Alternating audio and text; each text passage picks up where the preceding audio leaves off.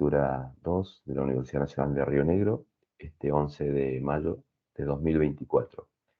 El tema que vamos a estar viendo en el día de hoy es un repaso general que complementa, digamos, las exposiciones que han hecho individualmente y o grupal, donde parto de lo que es el ciclo de vida de un proceso y donde vamos a entrar a transitar la parte del tema que les voy a dejar como ejercicio práctico que va a ser entregado dentro de este mes y también la posibilidad em, de presentarlo en formato de video en la semana de lo que es 22, 23, 24 de mayo en esa semana y en la próxima ya vamos a tener el primer parcial, que obviamente que va a ser necesario tener una cámara web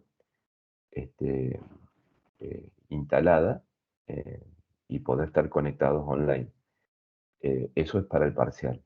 En caso de no poder tener cámara, como veo que tienen una imposibilidad porque no hay conectividad, etcétera, bueno, vamos a fijar un día que sí tengan buena conectividad, etcétera, y le voy a, en vez de tomar grupal, el parcial se lo voy a tomar en forma individual, este, tipo, digamos, como si fueran los exámenes finales, ¿no? Pero en formato obviamente online. Así que ese tema nos ponemos de acuerdo con ustedes y con el resto de los alumnos que no están presentes este, sobre el tema de la modalidad del parcial. En principio es online, eh, va a ser en formato automático con multiple choice. Eh, Federico tiene experiencia en eso, ya que en la materia anterior del año pasado fue así, pero con la condición de tener la cámara. Como la dificultad está, entonces la opción va a ser que fijemos otro día y va a ser oral. Este, bien, habiendo hecha la aclaración, voy a comentar repasando, digamos, este punto que me interesa que se entienda bien, porque todo lo que se hace en sistemas operativos, todo lo que se transita en prácticamente todas las materias que tienen una connotación del concepto de lo que es la arquitectura misma, em, tienden a que el CPU en el ciclo de vida esté permanentemente ocupado. Esa es la principal estrategia y para ello existen varias posibilidades que las hemos ido comentando y ustedes las han ido relatando en cada una de sus exposiciones. En este caso puntual, ver que eh, haciendo un ejemplo macro, haciendo doble clic sobre un programa que se encuentra en el disco y teniendo un sistema operativo como Windows, eh, el programa al cual se le hace doble clic, eh, digamos, empieza su ejecución, qué parte de su ejecución empieza y todo eso. Por ahora no lo vamos a ver, lo vamos a ver como que algo que se dispara y que se transforma, digamos, en una primera parte ejecutable, como el caso de cuando uno arranca el disco que busca el sector de booteo o el sector de boot este, para poder levantar la máquina. En este caso se dispara, digamos, el comienzo del programa y a medida que vayan ejecutándose tanto la primera parte como el resto de las que se vayan necesitando o los vaya necesitando el CPU para ejecutar, en este caso el CPU está marcado con línea, con un cuadro rojo que dice en ejecución, el nuevo, que es el proceso que entra para ser ejecutado, que una vez que es admitido, pasa a una cola de listo. En esta cola de listo, que tiene un scheduler, que es quien de todos los procesos que están dentro de esta cola, les dará, de acuerdo a una cuestión de prioridad, una cuestión de tiempo, tiempo que haya transcurrido desde la espera en esta cola, pasará a ejecución. Y en ejecución, obviamente, podrá tener distintas acciones, depende de lo que suceda. Puede terminar la ejecución y por lo tanto irse al estado de finalizado, el cual se cierra el programa. Podrá, ante un evento de entrada-salida, pasar a una fila, a una cola, a una fila de espera, hasta que el evento se concrete, y una vez que el evento es concretado, pasará de nuevo a la fila de listo, y obviamente que de acuerdo a las prioridades y necesidades de acuerdo a las prioridades que tenga y a las necesidades que tenga el CPU, podrá tener, digamos, un final más rápido para entrar dentro de la ejecución. Y también puede suceder que estando el proceso en ejecución, no haya sucedido ningún evento que involucre pasarlo a espera, y sí haya finalizado su quantum, por el cual no pueda permanecer más en ejecución y por lo tanto deba bajar a la cola de listo. Cuando esto sucede, en este marco teórico general que estamos viendo, viene la siguiente capa de decir, bueno, desvelemos, digamos, todo lo que estoy comentando y veamos físicamente dónde empieza a jugar esto en la parte de lo que es la arquitectura misma de un equipo. Es bien claro que si el proceso está en ejecución, está en el CPU. Si está en el CPU, en el microprocesador contendrá una serie de registros para que ejecutar este proceso. Lo que vamos a ver también es qué partes forman parte, esto que se compone como proceso, porque por ahora digo la palabra proceso. Si tengo el sistema operativo Windows 10, que es lo más práctico que podemos tener, tal vez presionamos Control al del, vamos a la ejecución del administrador de tareas y vamos a ver todos los procesos que están ejecutándose, pero lo que vemos en verdad es el código ID que corresponde, tal vez el tiempo de ejecución de ese proceso, el nombre del proceso y alguna que otra cosa más, pero no vemos cuál es el proceso. Vemos el rótulo de lo que me permite a mí identificar qué es lo que se está ejecutando. Lo que vamos a ver es un poquito más en profundidad ese punto para saber las partes que componen este proceso que está en ejecución. Indistintamente de la parte que lo vamos a ver en la siguiente o en dos diapositivas más adelante, acá sucede un evento que recién lo mencioné y que es fundamental. Comentaba recién que en base a un scheduler, a un software que trabaja mediante un determinado algoritmo. Ese algoritmo es los algoritmos que han mencionado ustedes en las exposiciones, que puede ser round robin, que pueden ser FIFO, que pueden ser prioridades por determinados tipos de listas que van bajando de nivel, aumentando el quantum de ejecución, y a medida que termina, después puede ir de nuevo al estado de listo.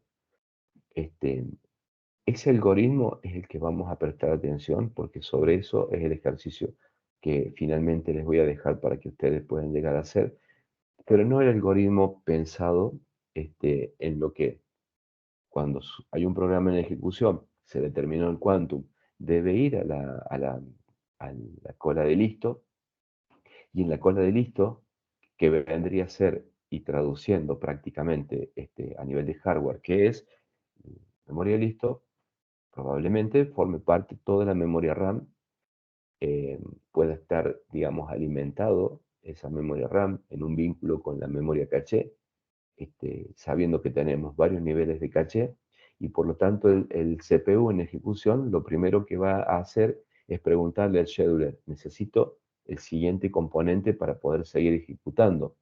Entonces, ese scheduler, que lo primero que hace es, se fija si está dentro de la caché, de alguna de las caché, y si no está dentro de las caché, que ustedes bien lo mencionaron, se transforma en un acierto. Si ese acierto no se da, hay que salir a buscarlo a la cola de listo. Esto es bien sabido que tiene una penalización en tiempo, porque no es lo mismo que esos datos estén dentro de lo más próximo de lo que se encuentra físicamente en el microprocesador, que trabaja a una gran velocidad, y acá es donde se ve la estructura piramidal, donde en la punta de la pirámide tenemos el CPU y los registros variables que están dentro del CPU.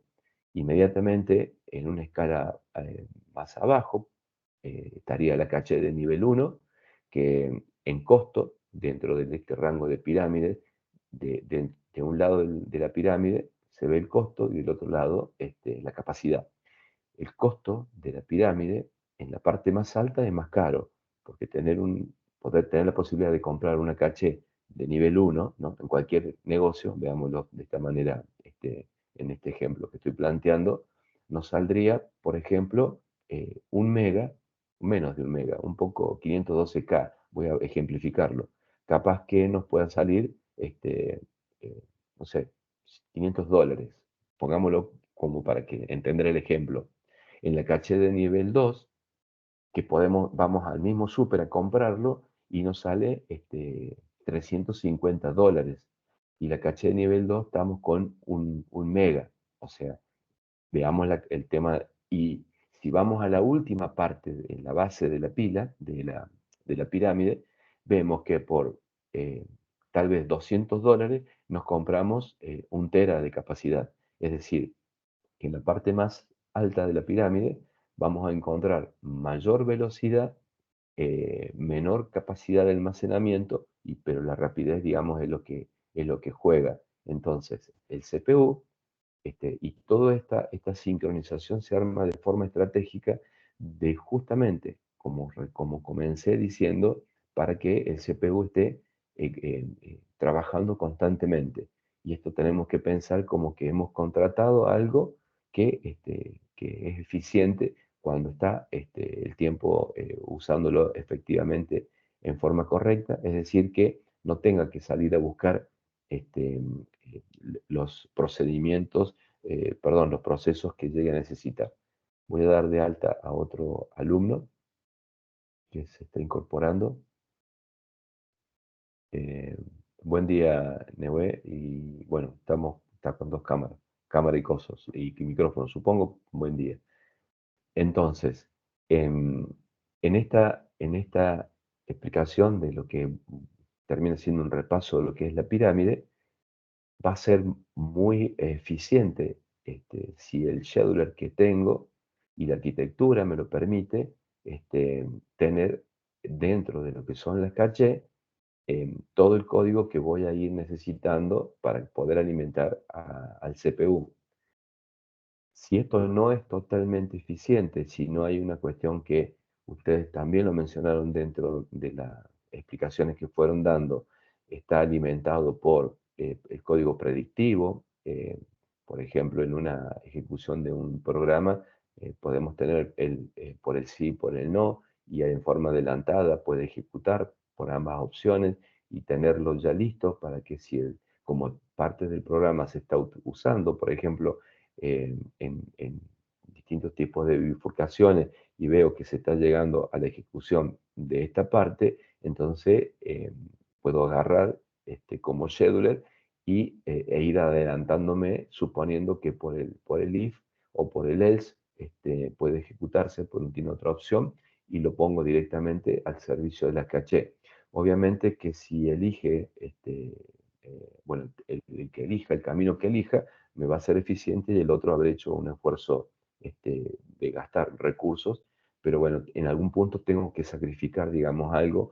¿Para qué? Para que el CPU pueda tener en forma inmediata el dato que necesite. Cuando esto no se da, es cuando empieza a transitar lo que inicialmente comenté. Podrá irse a la cola eh, digamos, de espera, y esta cola de espera podrá genuinamente, por ejemplo, si tengo mucho espacio en memoria, quedarse en memoria, donde obviamente lo que está ejecutándose en memoria RAM probablemente, y es muy casi seguro, que las distintas interacciones del mismo sistema operativo vayan ocupando gran espacio, más programas en ejecución, porque estoy descargando un software, porque tengo abierto varias pestañas en mi navegador, y entonces me fue ocupando memoria. Entonces lo más probable es que la espera termine siendo en un medio de almacenamiento externo, como un disco duro de estado sólido, un disco mecánico, y por lo tanto sea un espacio de disco. Mientras que el estado de listo, lo más probable es que sea la memoria RAM. Entonces, el scheduler tiene que ser suficientemente estratégico para que tenga en cuenta las prioridades de los procesos, los procesos que son traídos desde la cola de espera, porque fueron completados, y cuando son completados puede suceder lo siguiente: se presenta, digamos, el tema de que un determinado proceso se le asigne una porción de entrada-salida en memoria RAM, que esa espera, porque justamente para hacerlo más eficiente, en lugar de enviarlo a disco, porque la demora es significativa de tener que ir a disco, ejecutar varios schedulers o varios pasos en tiempo o unidades de tiempo, para que pueda ir a la cola de listo y en ejecución. ¿Qué es lo que empiezan a hacer más eficiente? Y determinan un espacio de memoria principal, por ejemplo, donde el dispositivo de entrada-salida directamente almacena en ese espacio de almacenamiento, y cuando está listo le avisa al scheduler que completó, y de esta manera se hace más eficiente. No tengo que ir a buscarlo a disco. Esto es algo así como si tuviera una gran pizzería, y mi pizzería la tengo ubicada en una esquina estratégica. eh, Soy muy exitoso, digamos, porque mi restaurante es altamente transcurrido, y como estoy en una esquina, estoy en dos laterales de dos calles. En uno de los laterales de esa calle, de una de las calles, tengo el depósito donde me ponen la materia prima, que sería la prepisa, por ejemplo, en el caso de que no lo fabrique, y el queso. Entonces, ¿qué hago? Le doy una llave al proveedor de quesos y otra llave al proveedor de- de la prepisa, como también así de los elementos que forman parte de la pizza, por ejemplo. ¿Y qué es lo que les digo? Bueno, directamente ustedes, o en lugar de una llave, les habilito algo más tecnológico. Le habilito el control por reconocimiento facial, o les habilito el control a través de la huella dactilar. Entonces, el proveedor viene con su vehículo cargado, entra con esa llave que es el dedo, reconocimiento facial o lo que sea, me llena el depósito, o sea, descarga toda la mercadería en el depósito, y una vez que descargó, me va y me avisa, y yo le pago, ¿no? Es más eficiente el trabajo. Esto, como lo podrán deducir, tiene un nombre, y apelo a ver si ustedes, o el que puso una parte de esto, me lo puede decir. ¿Cómo se llama esto de que lo deposite, lo deposita en memoria y le avisa al procesador? ¿Y cómo le avisa al procesador? Mejor dicho, ¿cómo avisa de que está, eh, digamos, ya finalizó la carga? ¿Cómo se llama esta parte a la que hago referencia? A ver, los escucho.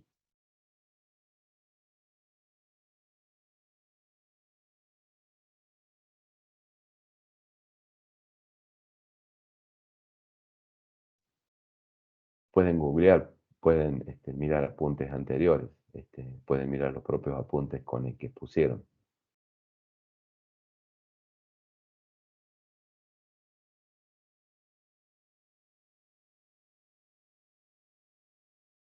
No se cortó internet, ¿no? Porque no veo por el chat ni un sí ni un no. Porque si es no, la respuesta, puedo explicarlo.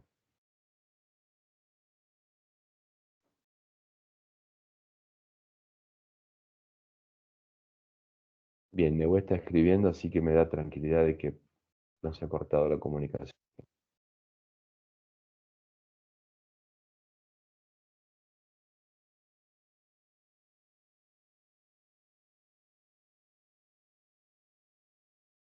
Ah, bien, y entonces la pregunta, gracias, Nebo, por el feedback.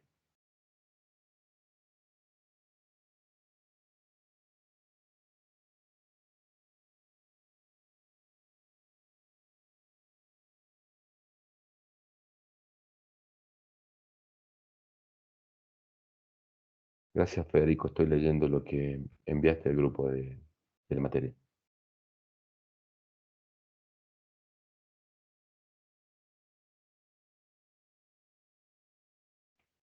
Es lo que vamos a ver, es lo de Rayback. Eso sí, lo vamos a terminar de ver y sobre eso, eh, digamos, no es puntualmente eso. Eh, a lo que hago referencia con la pregunta es lo siguiente.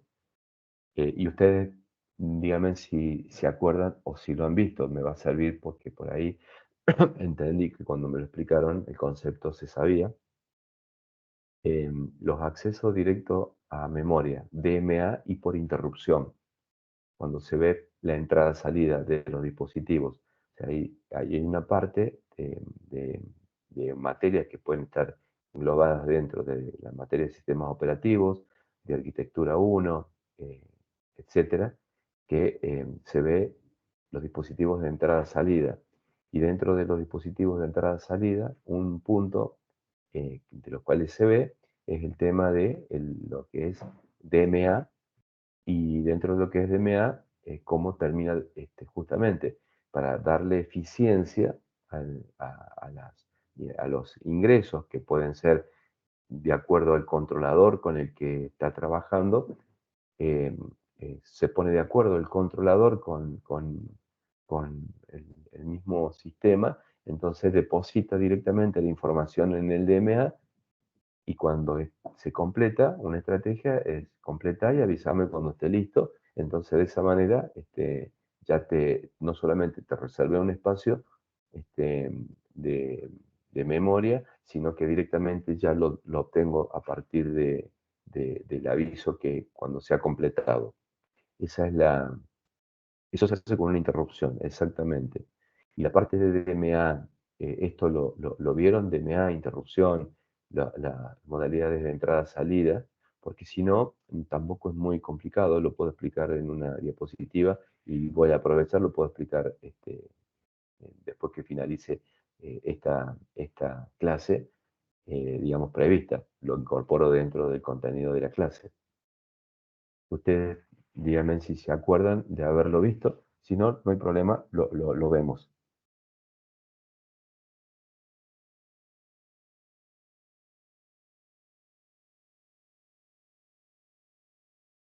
Alguno puede, si se quiere y animar a hablar, lo escucho. Va a ser más rápido.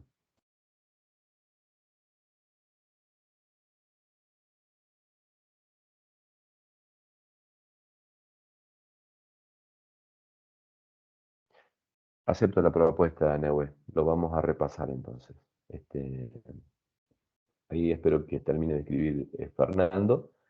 Eh, pero sí, pero conveniente poder repasarlo, aunque sea para refrescar y mantener el contexto de lo que estamos viendo, en virtud de que estamos retomando la parte práctica.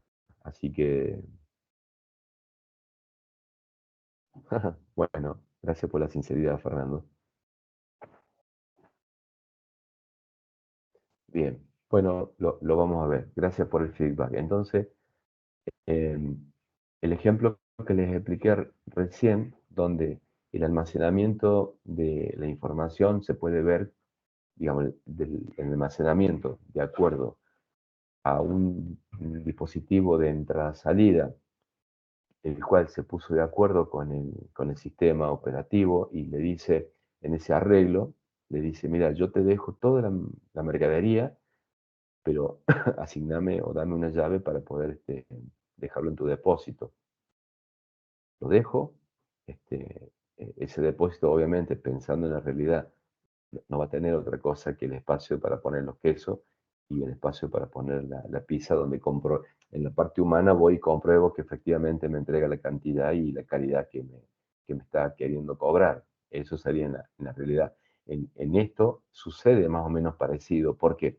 Porque los datos que son transmitidos desde un dispositivo externo a la memoria, eh, esa parte de traspaso, hay un controlador que es el que se encarga de traducir el dato que puede ser del mundo real, transmitirlo y transformarlo en ceros y unos. ¿Por qué hablo del mundo real?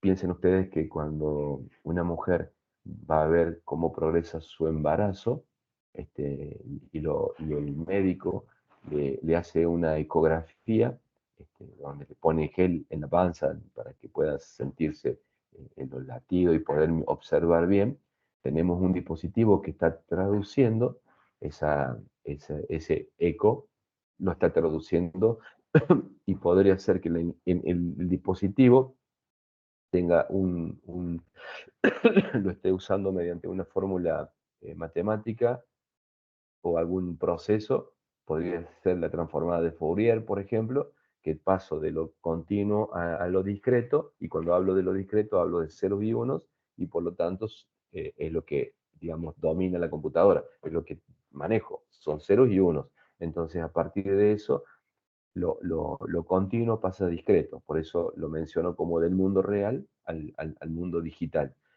Esa traducción que hace, más allá de que utiliza, por ejemplo, como por ejemplo la transformada de Fourier, podría contener que el dispositivo no lea bien la entrada y por lo tanto haya una corrección, ¿no? Como que voy y veo que el queso que me dejaste está abierto y por lo tanto se me ha endurecido y voy a cortar un pedazo de queso, no me interesa, tráemelo de nuevo, entonces me lo va a tener que, digamos, releer porque no lo he leído y por lo tanto se perderá toda la información que está guardada. Eso va a formar parte de del convenio que firme entre el dispositivo de entrada con lo que necesita el DMA. Pero todo eso, el contrato se lo firma con la placa controladora, que de un lado tengo hardware y del otro lado lo estoy transformando a impulsos eléctricos con ceros y unos para que puedan ser almacenados en el medio magnético que me ofrece la memoria RAM o la caché mientras haya corriente.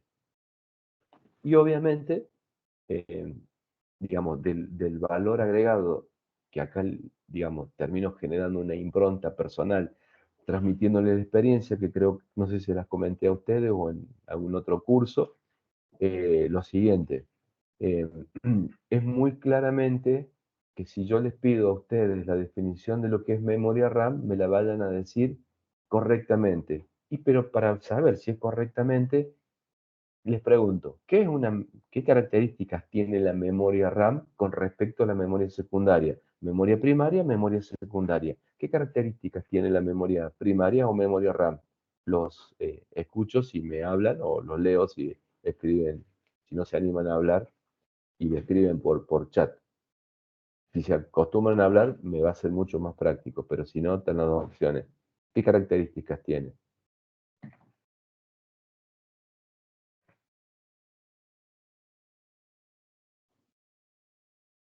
Bien, estoy viendo que Nehue y Fernando están escribiendo. No sé si se encuentra Agostina, S, Fede.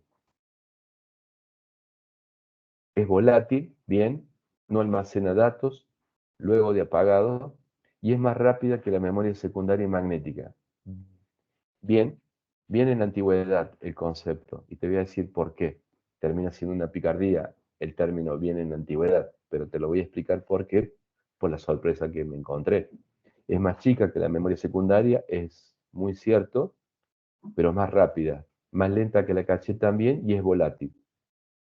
Entendiendo, no voy a decir qué es lo que es volátil porque ya está, ya sabemos que es volátil el término, mientras que la secundaria no, además no lo es, además la velocidad. Volátil porque mientras tiene corriente. No sé si les conté el caso, pero se los voy a trasladar donde pone en duda la cuestión volátil. ¿Por qué? Porque sabemos que todo lo que va a ejecutarse, la cola de listo, está en memoria RAM. Básicamente la diapositiva que estoy mostrando es lo que prácticamente está indicando. Lo de DMA que les estoy comentando, estamos en la memoria RAM. Y la memoria RAM está antepuesta, digamos, a lo que la alimentación de la caché a la ejecución. Ahora, si yo tengo, si yo apago, mejor dicho, ¿qué pasaría? Y acá una pregunta terriblemente para un viernes de estas películas que son de terror, o los martes, no sé cuándo son los días de las películas de terror. ¿Qué pasaría si existiera la posibilidad que no fuera volátil la memoria? No sé si nunca no fue volátil, pero ¿qué pasaría si no fuera volátil? Que quedara ahí un rastrito, un rastro, ¿no? Rastrito, me refiero de diminutivo de rastro, que quedara un rastro de ejecución de programa o parte de un proceso, porque ejecución de programa, eso es cuando hablamos con nuestros amigos, pero cuando hablamos acá decimos son restos de procesos, y si hay restos de procesos, entonces el CPU puede estar durmiendo, no está apagado. Y si tengo una notebook y la desconecto, le desconecto la batería y pasan 2 semanas, ¿no? No queda nada, o sea, como que no tenés corriente, lo volátil me aseguré porque te dejé 2 semanas, porque quise ver que estuvieras realmente a cero, y si existiera la posibilidad en esta película de terror de que pueda haber información en la memoria, digamos que no, lo volátil dejó, no es volátil, sino que guarda información, ¿qué pro y qué contras tendría eso? Y después le digo si esto es posible o no es posible, o si estoy hablando de una utopía o existe la posibilidad de que esto suceda.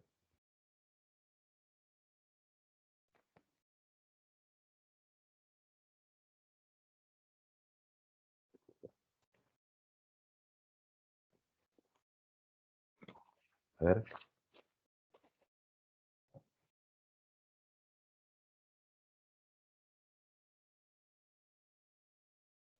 Sí, pero digamos, supongamos, tengo ustedes tienen su computadora acá, Nehue, y agarrás y apagás la máquina. Ya, sí, la apagás. Eh, para seguir en este ejemplo de película de terror, si es posible o no es posible, desconectás porque te vas de vacaciones. Y para asegurarte, le desconectás la batería y te la llevas. O sea, eso es. Entonces, tiempo después, te prendes la tele y ves la película, el título te llama, ¿no? Te llama la atención y la voy a ver. ¿Y qué dice el título y qué dice la explicación, digamos, de la película? Que sería posible de que por más que te lleves la batería, esté desconectada de la corriente, lo que vos apagaste 2 semanas anteriores, ese dato datos, los que están en memoria RAM, pueden existir. Eso es la película de terror. ¿Esto es posible? ¿No es posible? Y de ser posible, en la suposición, porque estamos viendo la película, ¿qué pro y qué contras tendría esto? Acá les pido que usen la imaginación, qué pro y qué contra, porque básicamente estoy preguntando si esto es posible, qué pro y qué contra. Y después la otra pregunta, ¿es posible o es solamente una película de ciencia ficción o de terror, digamos? Imaginen los datos que tengo guardados, estuve chateando alguna cuestión que quedó en memoria y de pronto me encuentro con que, digamos, como en los memes, alguien abrió mi celular y vio lo que estaba escribiendo. Bien, mientras Nahuel y supongo, y Fernando está escribiendo, y también los invito a participar al resto de los alumnos. Esto es suposición e imaginación y es creatividad en la respuesta. No es algo exacto, pero sí les voy a comentar el final de la película, obviamente, para que no se queden sin verla.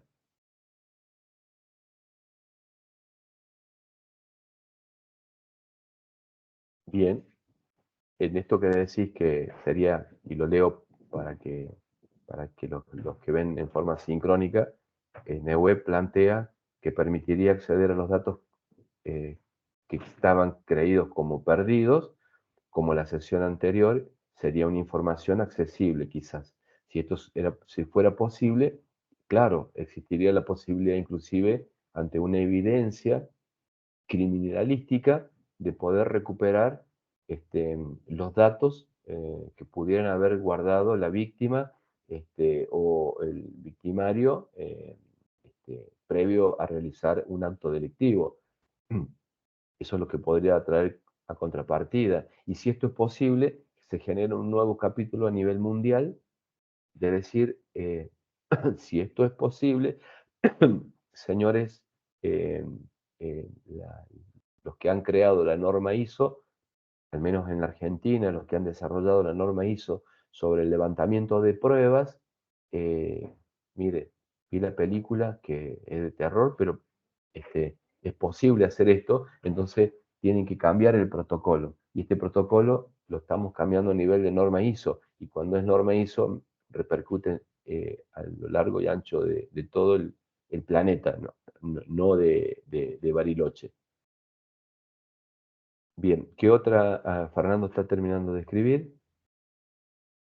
¿A vos qué te parece, Agostina? Fede, ¿qué te parece?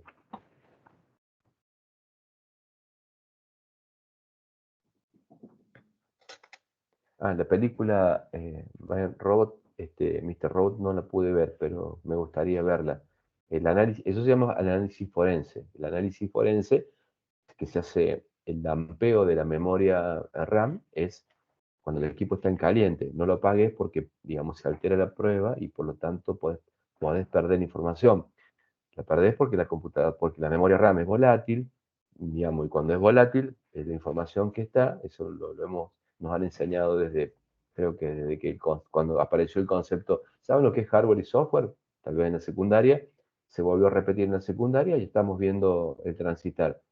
Entonces, ese concepto de software y hardware, cuando empezamos a hablar memoria volátil, sucede un hecho delictivo, no apaguemos la computadora, es necesario hacer la extracción de lo que hay en memoria RAM y en la extracción en el mismo lugar de lo que tiene disco para no alterar la prueba, porque cuando se apaga se altera la prueba de una forma u otra y tal vez con alguien eh, un poco, digamos, con vespertí y con picardía, podría llegar a anular una prueba, de decir, no, pará, se alteró esto, sí, porque, digamos, hubo un asesinato a las 9:48 y entre que hicieron el relevamiento a las 11 de la mañana se dio orden un juez de apagar la máquina.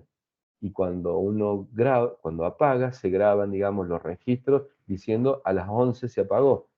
Si el hecho sucedió a las 9:48, ¿cómo es que se apagó a las 11? ¿Qué es lo que pasó? Se alteró mucho la prueba, porque de hecho la evidencia dice que a las 11 se apagó. Y ahí, bueno, juega una cuestión de especulación.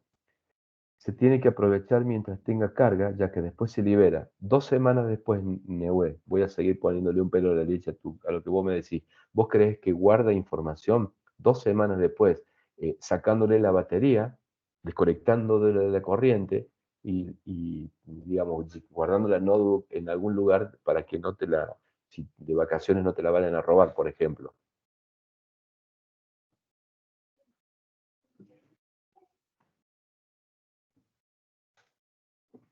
La RAM no, al menos no debería. Bien, hay una respuesta de sí, no. Esa es la que me gusta. A ver qué otra más. Veo que Fede y Agostina se prenden, me está gustando.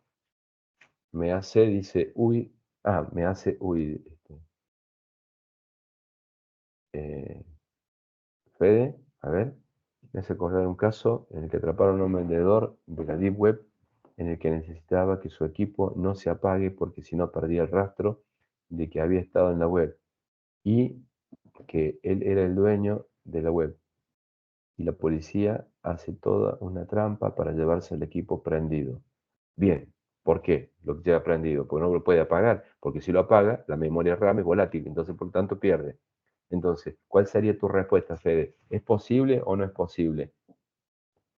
¿No? En base a lo que vos estás comentando.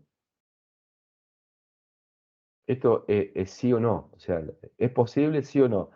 Le preguntan, chicos, ¿quieren ir a comer un asado gratis esta noche, sí o no? No sé, porque y empiezan, ¿es sí o no? Y a partir del sí o no es donde empieza, para que sean, para que den una afirmación.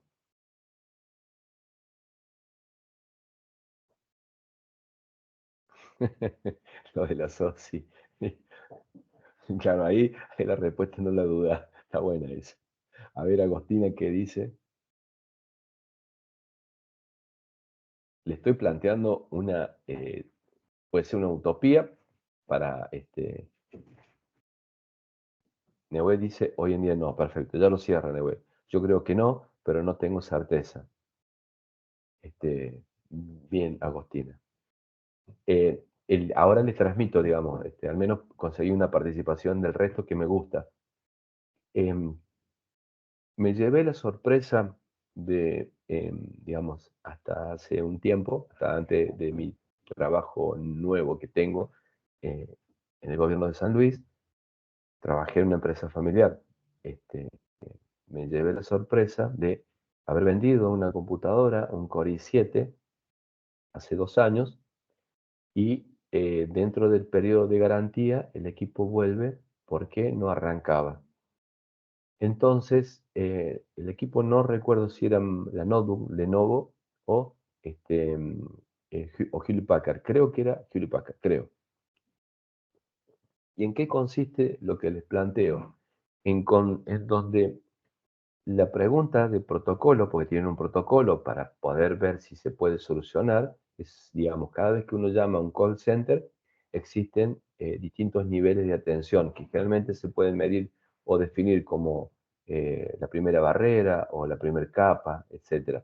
Y obviamente, en la primera barrera o capa sería lo que uno puede poner como un chatbot, nada más que atiende un ser humano, donde el ser humano le dice, haga tal cosa, bueno, ahora realice esta otra, lo va guiando para ver si finalmente le busco el equipo, ¿no?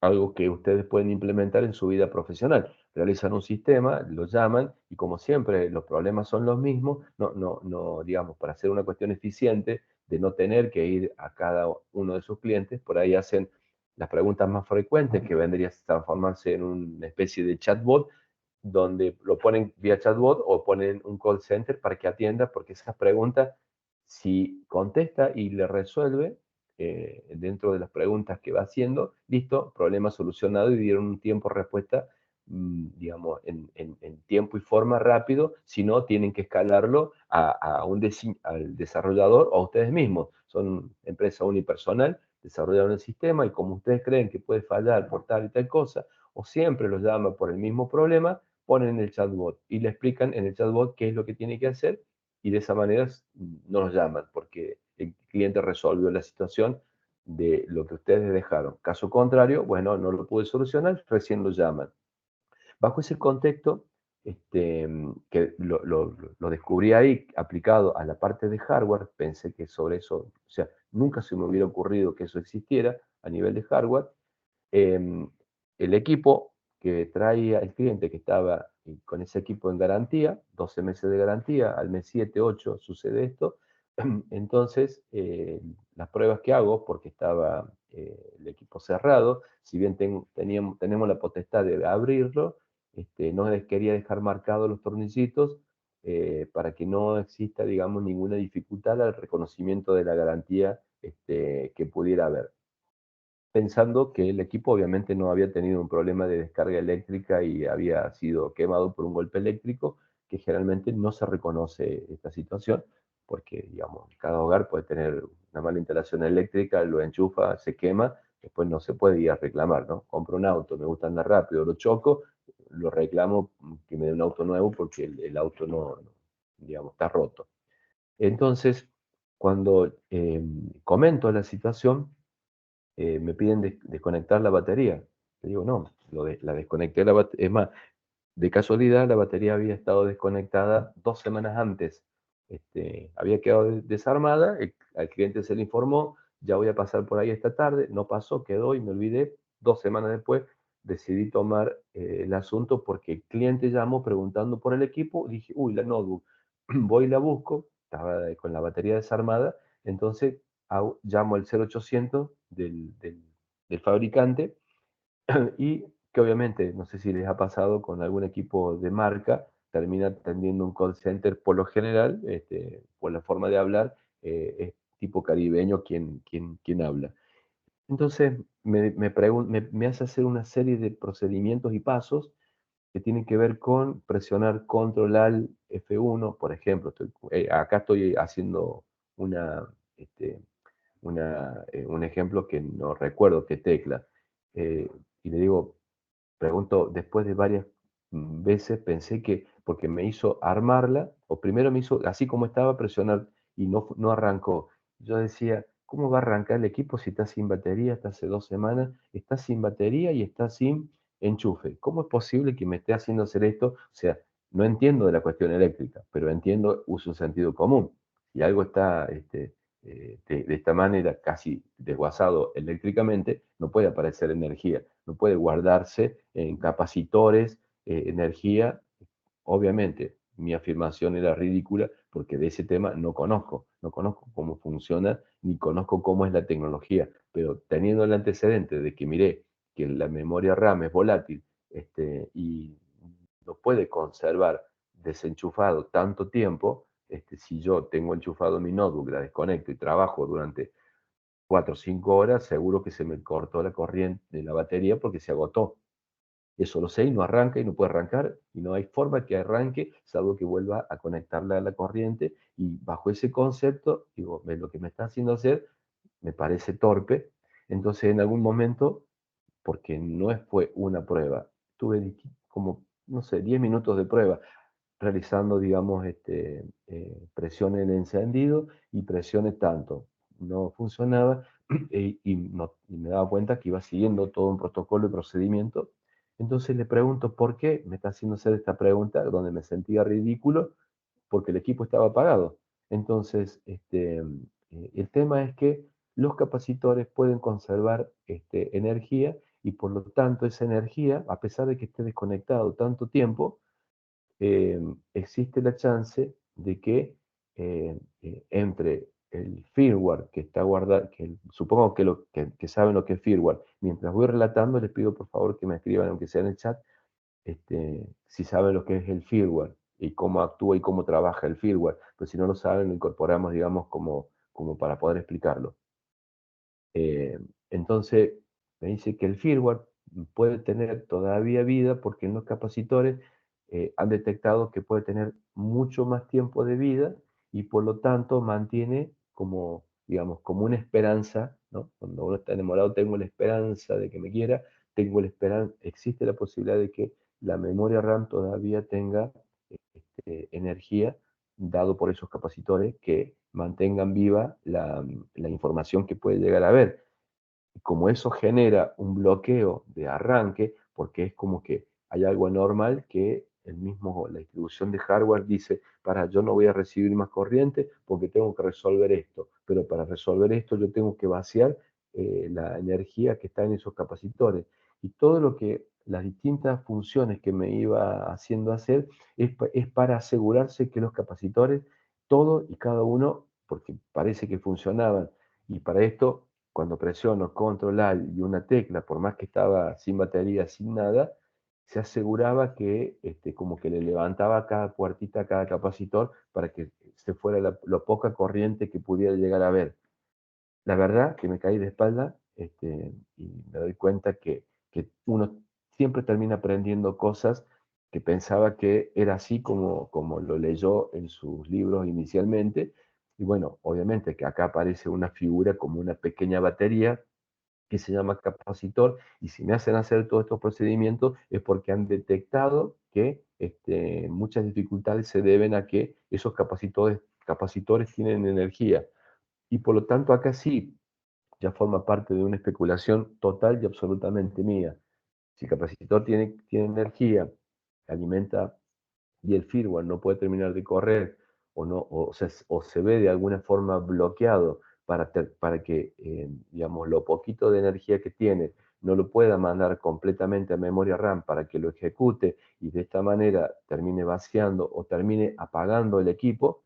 Entonces quiere decir que a pesar de este tiempo puede existir, puede existir la posibilidad de que esa pequeña carga pueda mantener tal vez la memoria RAM con cierta información, donde es posible, si la tiene, con algún otro mecanismo, que no sé si es posible hoy en día, porque todos los dispositivos que hay hoy en día de extracción es porque hay energía en el equipo y porque se conectan tal vez vía, no tal vez, se conectan vía USB, y a partir de eso hacen una cuestión invasiva de arrastrar y tomar la información, pero necesitan la energía. Entonces necesitan algo que mediante, digamos, mínima energía puede hacer el mismo procedimiento, ¿no? Esto es digamos, lo nuevo, lo que no sabía que existía, pero bueno, hay alguien que lo tiene, una empresa que ya lo tiene tipificado y esto es posible. ¿Cómo será o cómo se podrá extraer? Formará parte de lo que pueda llegar a venir a posterior. Bien, entonces, siguiendo con el evento de lo que es DMA y que me sirve para poder explicar, también tenemos lo que se guarda en espera. Entonces, para poder explicar esta temática y para que puedan eh, disfrutar un ratito de recreo, vamos a hacer un pequeño break, porque recuerden que a las 10:45 voy a cortar y me alcanza, digamos, por lo que voy a decir a continuación. Vamos a hacer un recreo de 10 minutitos, bueno, 8 minutitos. A las 10:10 continuamos, ¿les parece?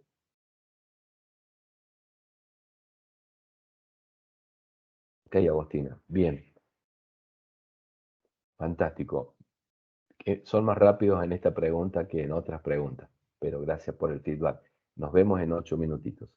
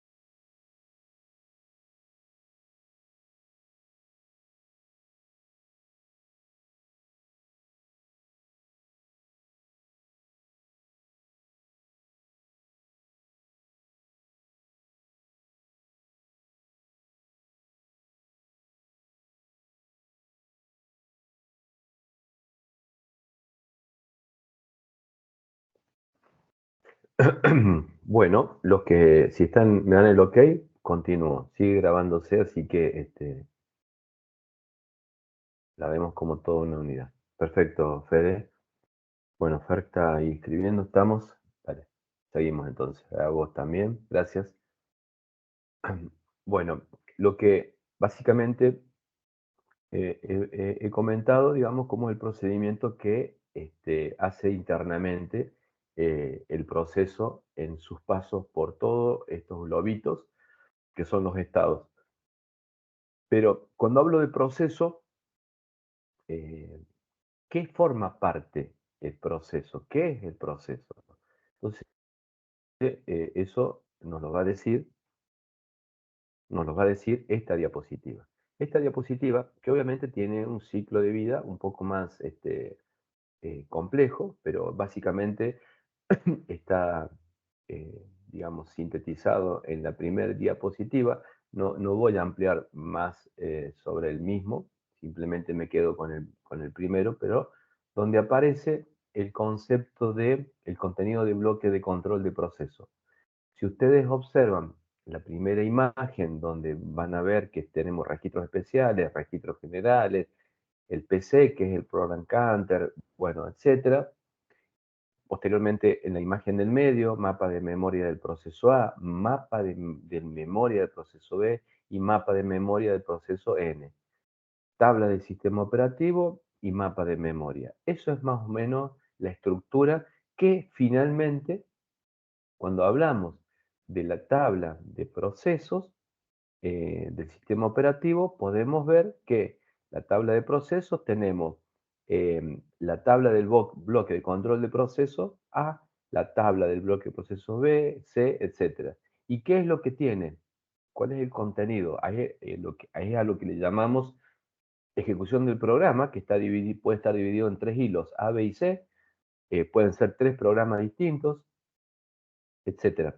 Entonces, el proceso A tiene un estado de registros, una identificación, un control, y cada uno de ellos lo tiene, donde tengo la tabla de memoria, la tabla de entradas-salidas, la tabla de ficheros, que hace referencia a lo que les comentaba, la tabla de entrada-salida, por un lado, que es el ejemplo, por ejemplo, caso puntual, lo de DMA para este caso particular, dentro del contexto que estoy hablando, la tabla de ficheros, que será lo que va a bajar al disco, etcétera. Donde vamos a hacer hincapié nosotros a partir de esta diapositiva siguiente es en el tema de el proceso A, el proceso B, proceso C, proceso N. ¿Qué forma parte?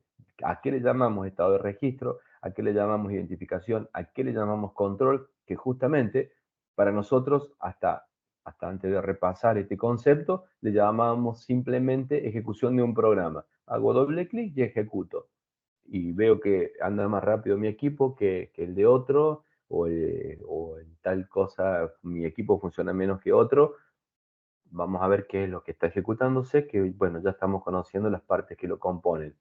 Entonces, esa tabla de descriptor de proceso, que ocupa obviamente bytes, tenemos, como dice la diapositiva, todo proceso se describe mediante su estado, nombre, recursos, asignado, es decir, la información contable, y cuando hablo de información contable estoy haciendo referencia a el tiempo que permanece inactivo, el tiempo, la última vez que fue accedido por el procesador. ¿Y por qué empiezo a tener esta información contable? Porque la información tiene que ver con la diapositiva esta, porque el proceso que está ejecutándose, si terminó el quantum, no termina de ejecutarse, pero como está, digamos, como finalizó, lo tengo que mandar a la cola de listo, bajo a memoria RAM, pero en memoria RAM resulta que la tengo todo ocupada, entonces, ¿qué tengo que hacer? Mirar el estado contable de los procesos que están en memoria RAM para que, para tomar la decisión de a uno de ellos eliminarlo de la memoria RAM, y esta eliminación de memoria RAM significa un algoritmo de reemplazo que reemplace, cuando hablo de eliminación hablo de reemplazo, lo que está en memoria RAM por el que viene de recién salido de ejecución. El que está en memoria RAM y va a ser reemplazado, tengo que ver si no fue modificado por DMA, o algo que estaba siendo esperado, o alguna acción, porque si es así, lo descarto, listo, no hace falta bajarlo a disco para guardarlo. Pero por ahí es necesario, y por eso es que si el proceso listo sea necesario en este algoritmo de reemplazo, porque digamos de ejecución, sale y le tengo que conseguir un lugar. O sea, el scheduler le dice, mira, dame un lugar porque este recién sale. Entonces tengo que mirar, de acuerdo a la política que voy a emplear, a cuál de los que están en la cola de listo voy a sacar o descartar, o guardarlo en espera.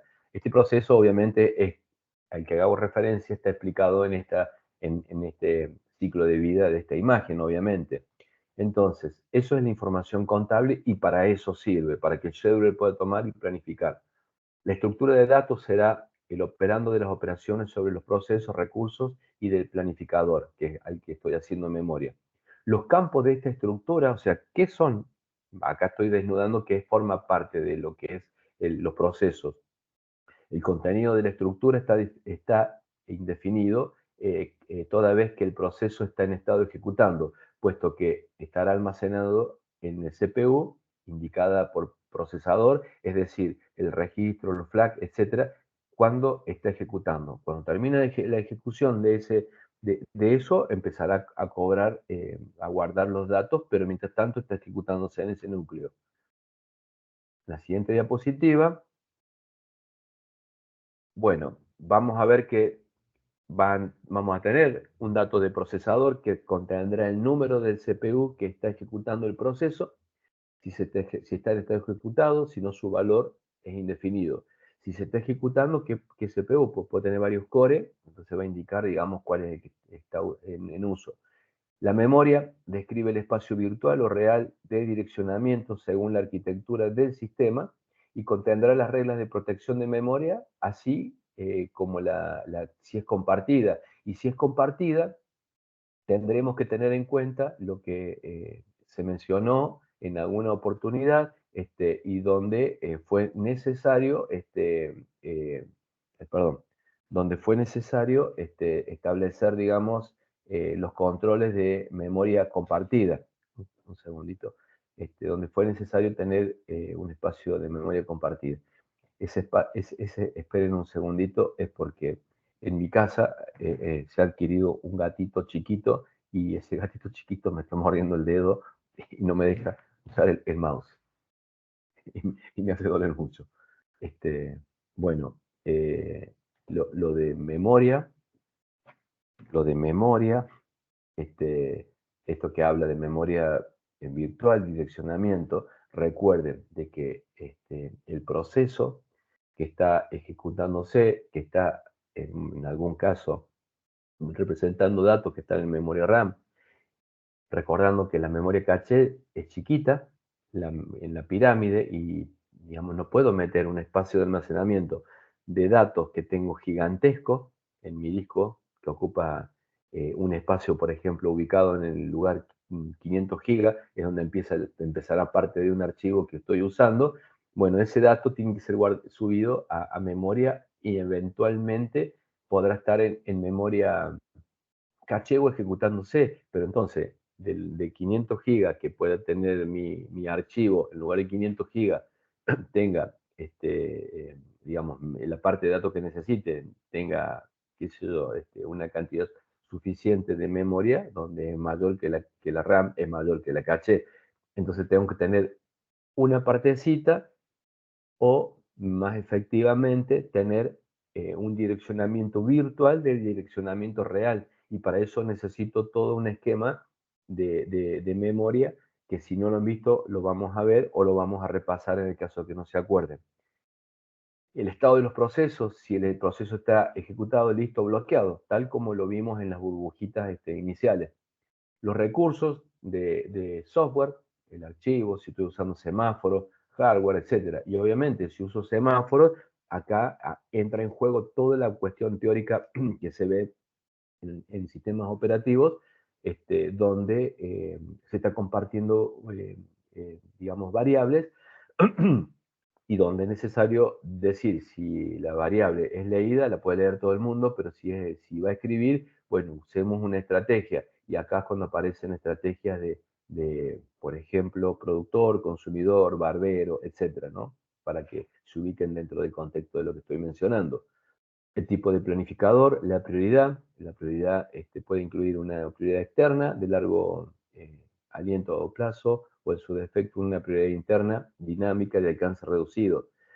Una contabilización, que es la parte contable que lleva información contable de la cantidad de entradas-salidas, los fallos de página, el consumo del procesador, la memoria utilizada, etcétera, que va a ser importante para el planificador para decidir si esa página que está usando, y cuando hablo de página, hablo de memoria y algoritmo de reemplazo de memoria, donde esa página va a ser reemplazada por los datos que contenga estos datos contables.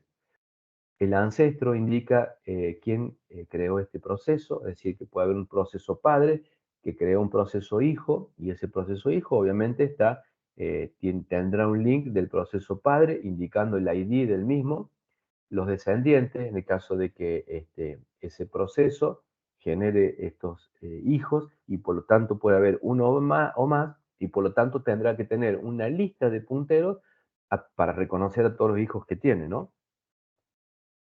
Los procesos de un sistema, que obviamente son creados a partir de otros procesos, esto en función de los descendientes. Al creador se le denomina padre, y a los nuevos procesos, los procesos hijos. Esto genera una jerarquía de procesos en el sistema. En el diseño del sistema operativo se debe decidir en qué momentos de creación de un nuevo proceso, cuáles recursos compartirán el recurso padre y cuál es el hijo. Por eso es que muchas veces ustedes, cuando presionan control al del, aparece el administrador de tareas, hay procesos que no los pueden eliminar. Bueno, ¿por qué no se puede eliminar? La explicación la tienen de este puntito casualmente. Las opciones que no se compartan, si todo, parte, nada. También se debe determinar qué sucede con los hijos cuando muere el padre. Pueden morir también o cambiar de padre, ¿no? Hay procesos que en el control del administrador de tareas se pueden eliminar. Entonces, ¿qué hace? Elimino una pestaña. Tenemos varias pestañas de Google Chrome abiertas, por ejemplo, y agarramos, decidimos probar y eliminar. ¿Se elimina esa o se elimina todo? O se cierra directamente el Chrome, por ejemplo. Algo que pueden experimentar ustedes. Una vez creado el proceso, el nuevo proceso tendrá un hilo, que será su propio program counter de ejecución propio, y el sistema genera un nuevo PCB para el proceso creado. Esto es lo que, cuando hacemos doble clic, se crea toda esta estructura, con todos estos datos que van a formar parte del ciclo de vida. Entonces, cuando hablamos de las listas y cola de procesos, recordando que un proceso padre puede crear varios hijos, tenemos una lista, porque cada uno de ellos es un bloque descriptor de procesos, cada uno de ellos. Entonces se van enlazando. La lista de procesos del sistema, job queue, en esta lista todos los procesos del sistema, y al crearse un nuevo se agrega un PCB con toda la estructura de datos que recién mencioné. Y cuando el proceso de ejecución es borrado, el PCB, digamos, puede ser borrado, y el PCB incluye siempre el estado actual del proceso, los identificadores del proceso, el apuntador del padre, del hijo, etc. Esto, solamente los nombres, es lo que vemos nosotros cuando hacemos el control al del y vemos el mismo. Los procesos en los distintos estados tienen que ser agrupados mediante listas o colas. La cola de procesos listos, la cola de listos, que es la que vimos, es una cola. En esta cola contendrá los procesos que están en estado listos, ¿no? Todos aquellos que se les terminó el scheduler, y por lo tanto, como se les terminó el scheduler, tienen que ir a la cola de listo, o aquellos que estaban en bloqueado pasan a la cola de listo para que después puedan ir al procesador. Y con estos datos contables que recién les mencionaba, son los datos que el scheduler va de acuerdo a la política con la que se haya programado o se haya implementado, son los que le van a dar paso al CPU, con la idea de que al CPU no me los pida y los tenga que entregar, sino que en forma anticipada se los pueda llegar a colocar, que formará parte de la estrategia que implemente. La cola de espera de dispositivos, los procesos que esperan por un dispositivo de entrada-salida particular, son agrupados en una lista específica al dispositivo. Es decir, que los que están esperando una determinada entrada-salida de un dispositivo que estaba en ejecución, van a ir a la cola, como dice acá, del dispositivo. Cada dispositivo de entrada-salida tendrá su cola de espera. Entonces, como yo tengo en este momento, tengo mi notebook conectado con un teclado externo. De hecho, no los puedo ver. Un segundito. Ahí está. De hecho, mi teclado es notebook y tengo el teclado externo. Entonces, ¿por dónde entra? Entrará y puedo escribir en ambos teclados. Bueno, eso el sistema operativo se encargará para que, digamos, en la cola de espera pase este o pase este según haya presionado una tecla u la otra. Pero lo claro es que en la cola de listos están los procesos que tienen la estructura que estamos viendo. Y en la cola de espera estarán los dispositivos que estarán agrupados por la cola de espera.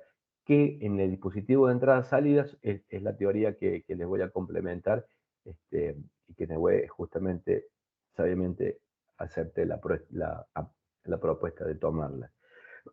¿Cómo se encadena en esta cola de listos? Es como lo que están viendo en memoria, donde cuando hacemos control al del, básicamente estamos viendo el resumen, donde dice Process Tablet, donde vemos el PID, que es el Process ID, vemos el número, podemos ver una pequeña descripción, pero básicamente tiene toda una estructura como la que están viendo acá, de ID, CPU de estado, Process ID, Memory, Open File, bueno, etcétera, donde esta estructura termina con su program counter, evidentemente, digamos, es lo que conocemos como proceso, es como antiguamente decíamos, es nuestro programa que se está ejecutando, esto sería la estructura de lo que se está ejecutando.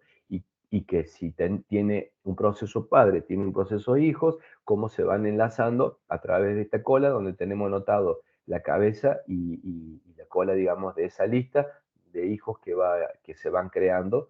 Por eso que cuando marcamos, por ejemplo, en el primer ejemplo donde tenemos la cola de listo, la cabeza y la cola, y agarramos y decidimos eliminar uno de ellos, bueno, ¿qué pasa? Se elimina todos los padres, digamos, pasa otro padre. Esa explicación o esa pregunta que recién hacía tiene que ver con la estructura de cómo vamos a implementar. Y como verán, dentro del mismo recuadro, de color, el recuadro de color, que es el único que hay en la diapositiva, recuadro grande, vemos que también está esta estructura mapeada según la estructura del disco, de las unidades, etcétera. O sea, mantiene justamente toda esta misma estructura que va a ser convidada al CPU, y la idea es alimentar todos estos datos al CPU, que obviamente van a ir a los registros en particular que tiene el CPU para que pueda estar alimentándose, digamos, siempre y no esté desocupado. Obviamente que la parte, más allá de que nos pusimos de acuerdo de qué datos son los que van a ejecutarse, usted es supervisor del sistema operativo en base a una estructura de arquitectura que tiene equipos en masa que se van a comercializar y donde ustedes tienen el poder de decisión. Entonces van a elegir un planificador de acuerdo a cómo la experiencia les vaya a dar. Pero lo que están manejando son estructuras de datos que van a ir de un lado a otro, o sea, según las prioridades que le van a poner al planificador.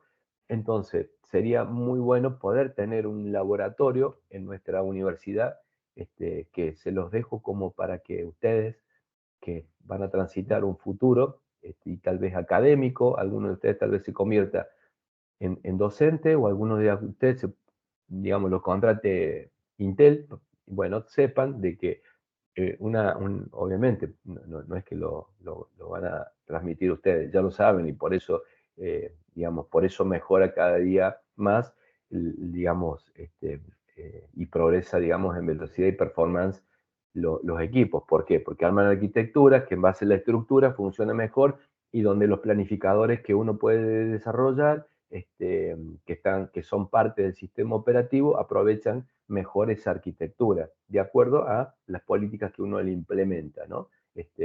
Bueno, y tenemos lo que dice el activador, que da control al proceso, que el planificador ha seleccionado, donde aparece el tema de que si tiene que hacer ese cambio de contexto, de pasar de ejecutado, pasar a la cola de listos, involucra que toda esta estructura que tengo acá la tengo que salvaguardar. Es decir, que eso del algoritmo de reemplazo es reemplazar toda esta estructura en esto que está acá.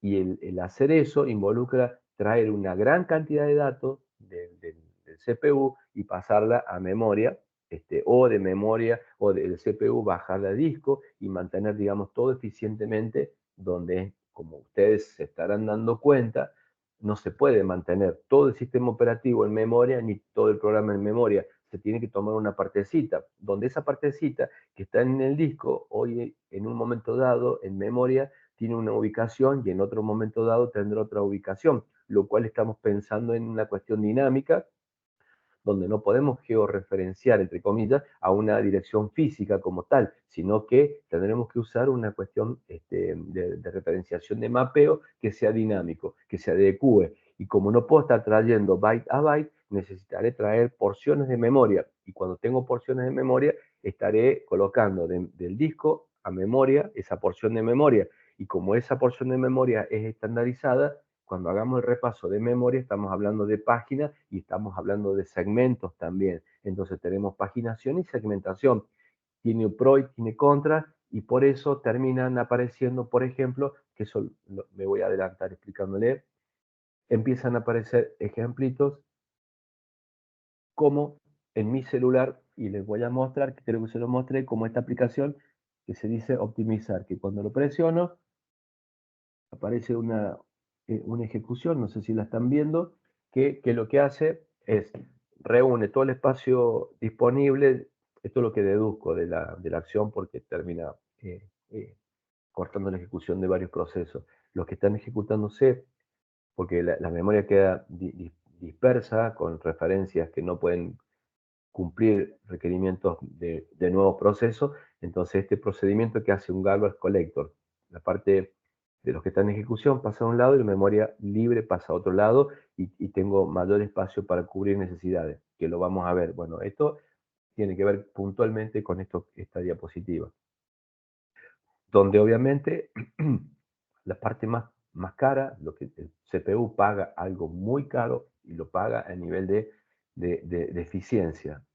Obviamente, no es un ser humano decir, mira, soy ineficiente, tengo que cambiar porque mi empresa necesito crecer. Es el CPU que hay y encima es lo más caro que hay, dentro del contexto del equipo.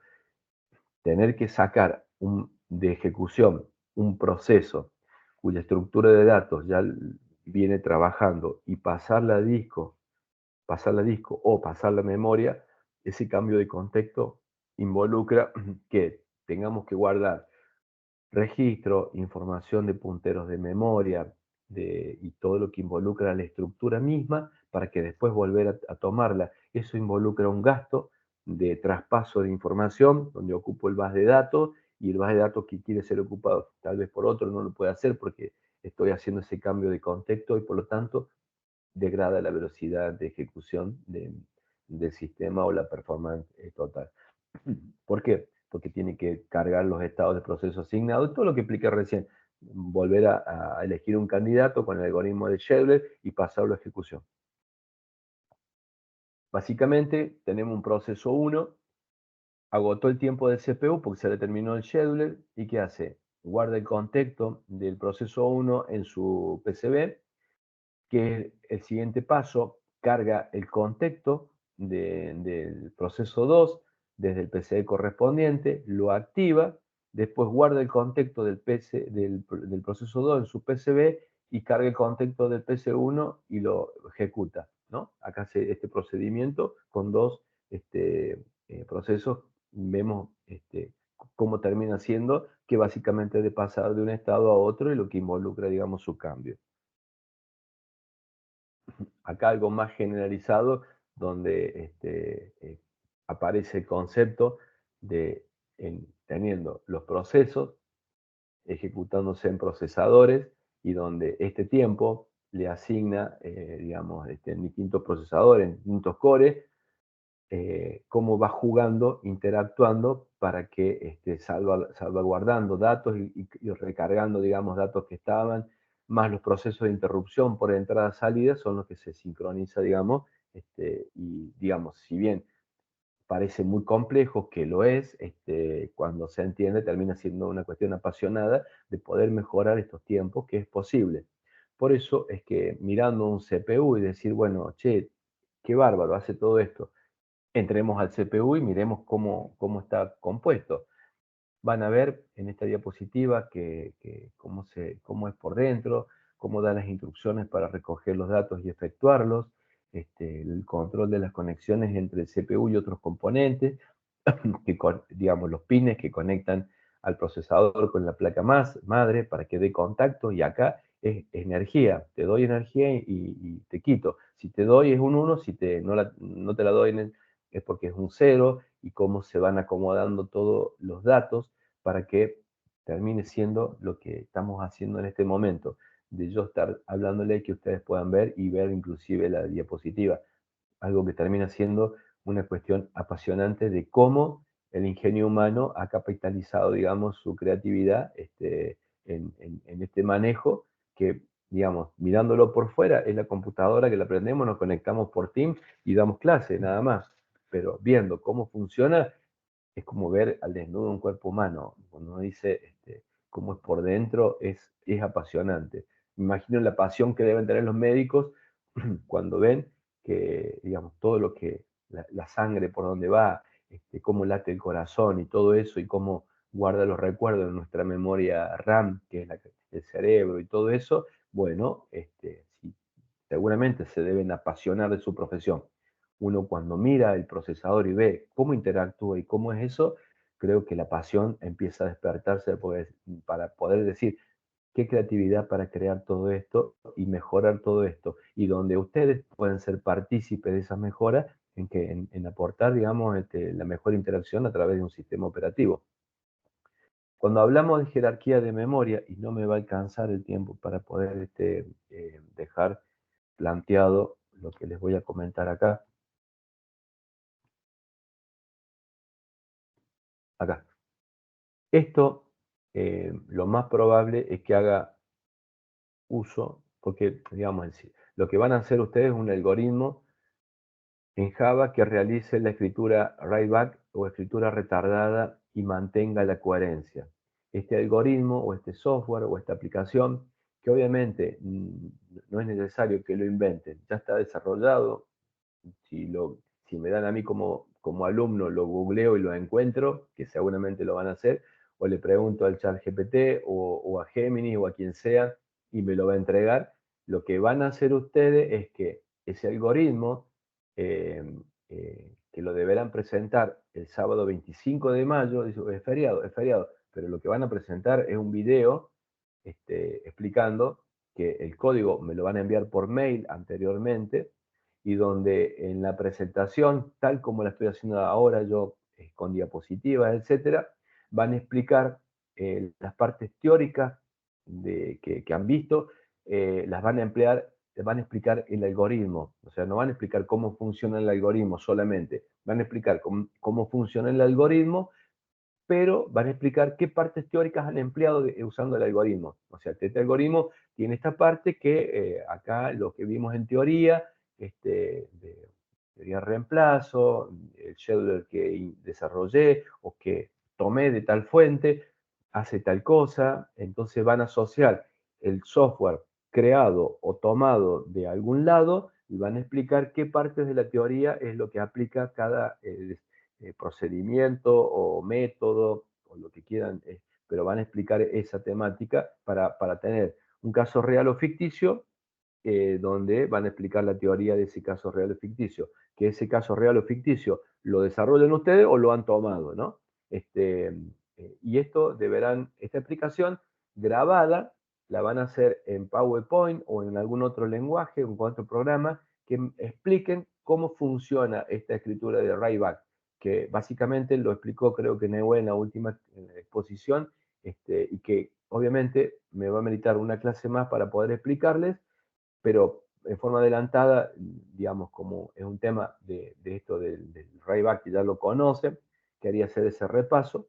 Y el 1 de junio, el sábado siguiente, tendremos el primer parcial con el contenido de lo que he dado, más el contenido de lo que ustedes han ido exponiendo, cada uno de ustedes. En eso va a consistir la exposición. Por lo tanto, en la próxima clase terminaré de explicar lo de Rayback, que todo esto que estoy explicando es una introducción a la explicación, digamos, que quiero darles. ¿Alguna pregunta? ¿Se entendió?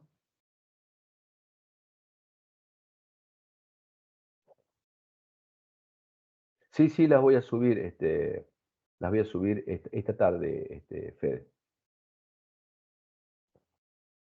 Bien.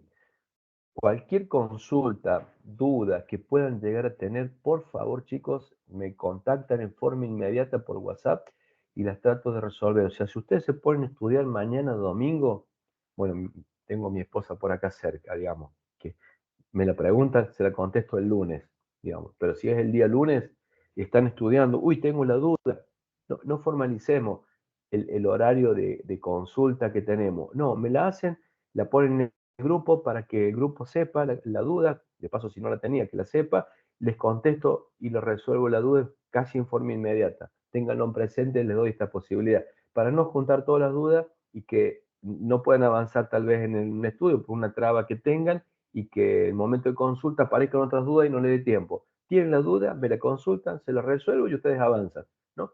Es más de tiempo real, digamos, aprovechando la tecnología. ¿Ok?